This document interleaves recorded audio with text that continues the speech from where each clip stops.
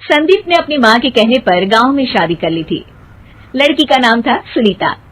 माँ का कहना था एकदम मॉडर्न बहू नहीं होनी चाहिए, लेकिन उन्हें नहीं पता था कि गांव से आने वाली बहू सुंदर सुशील तो होगी और उसको गांव से बाहर भी निकाल लाएंगे, लेकिन उसके अंदर का गांव कैसे बाहर निकलेगा। शादी के कुछ दिन बाद, माँ टिफिन तो देना जरा।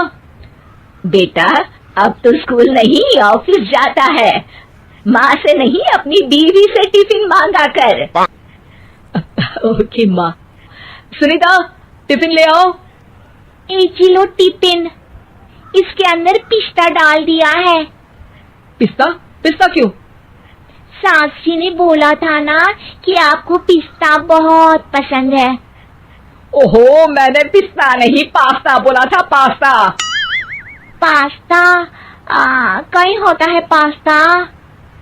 अरे बेटी तू रहने दे, मैं बना दूंगी। अच्छा किया कि पाव भाजी बनाने का नहीं बोला, वरना किसी के पाव बना देती है। सुनीता को बुरा लगता है, लेकिन उसकी नादान हरकतें कम नहीं होती। ऐसे ही एक दिन, अरे तुमने ये क्या लगाया है? अरे आप वो फूस फूस करके लगाते हैं ना, वही। दियो? का दियो? किसको दियो? अरे वही ना जिससे खुशबू आती है। हाँ हाँ सही पकड़े हैं। अच्छा लेकर तो आना। कौन सा डियो लगाया तुमने? अभी लेकर आते हैं जी। संदीप की बात मानकर सुनीता अंदर से खुशबू वाला फुसफुस लेकर आती है। OMG! OMG मतलब ओ माय गणेश ना। अरे OMG छोड़ो, ये खुशबू वाला फुसफुस की बात कर रही थी तुम? हाँ इसी की, फिर से सही पकड़े हैं। अरे देवी, लेकिन आप सही नहीं पकड़े हैं, ये डियो नहीं है। डियो नहीं है तो क्या लियो है? अरे ये रूम फ्रेशनर है, जिसको कमरे में छिड़कते हैं, खुद पर नहीं। कोई बात नहीं, माँ कहती थी आत्मा किराएदार है, शरीर एक किराए का कर्म। हम शरीर पे ये डाल लिए तो क्या फर्क पड़ जाएगा।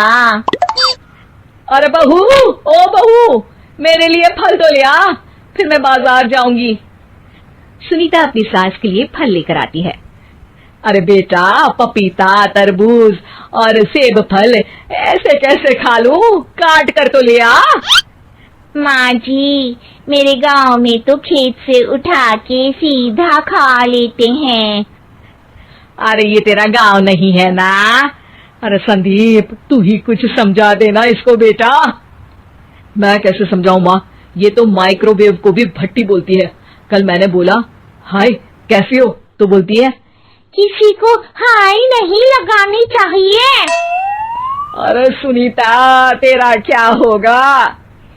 अभी तो कैसे बताऊं माँ जी, अभी हम कुछ करेंगे फिर पता चलेगा क्या होगा, लड़का या लड़की। हे भगवान, कहाँ से आ गई है? रामपुर से जी, आप ही तो लेकर आए थे मुझे। अरे मुझे माफ कर दो।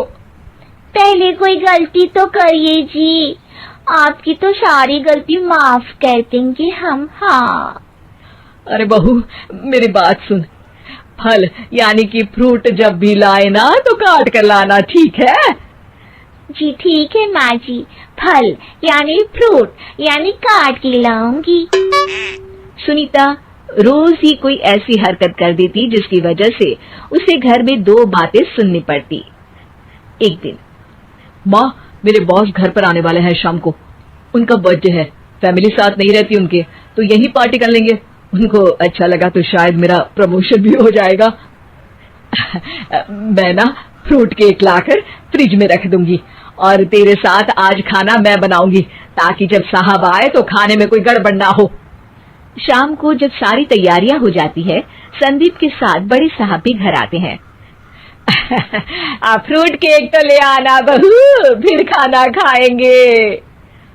और इस सब की क्या जरूरत थी, आपने बुलाया वही काफी है। सर, आपका परिवार शहर में नहीं है तो हम ही आपके परिवार जैसे हैं सर। इतने में ही सुनीता फ्रूट केक लेकर आती है और बड़े साहब की टेबल पर रख देती है, और जैसे ही केक के ऊपर का बॉक्स हटाती है, ओह, ये क्या है? केक तो कटा हुआ है। मैं तो ऐसा नहीं लाई थी। आप मुझे शाबाशी दे सकती है माँ जी, मैंने ही केक काट दिया। आपने कहा था ना, फल यानी फ्रूट यानी हमेशा काट के लाना, तो फ्रूट केक भी तो फ्रूट ही है ना, तो मैंने पहले ही काट लिया। हूं ना मैं समझदार। अरे बहू, ये क्या किया? केक हमेशा वही काटता है जिसका जन्मदिन होता है। तुझे एक बात भी समझ नहीं आती, एक नंबर की बेवकूफ है। पूरा माहौल बिगड़ चुका था। संदीप को लगने लगा था कि साहब उसे प्रमोशन तो दूर की बात है, कहीं डिमोशन ना दे दे, लेकिन साहब बीच में ही बोल पड़ते हैं। अरे अरे, कोई बात नहीं, ये इनकी बेवकूफी नहीं है, इनका भोलापन है। बेटा, आप कहाँ से हो? रामपुर गांव से। अरे वाह, गांव से? फिर तो आपके गांव में ताजे फल और सब्जियां मिलते होंगे। हाँ, सही पकड़े हैं। हम तो काटते भी नहीं, सीधा खा लेते हैं। मैं ना एक बार तुम्हारे गांव घूमने जरूर चलूंगा। क्यों संदीप, ले चलोगे ना? मुझे गांव घूमना बहुत पसंद है। बस फिर क्या था, संदीप और सास दोनों खुश हो गए, क्योंकि साहब को सुनीता ने गांव की बात करके खुश कर दिया था। अब संदीप का प्रमोशन पक्का था। शिक्षा, कभी भी किसी भी गलती पर घबराना नहीं चाहिए। हो सकता है कि उस गलती की वजह से आगे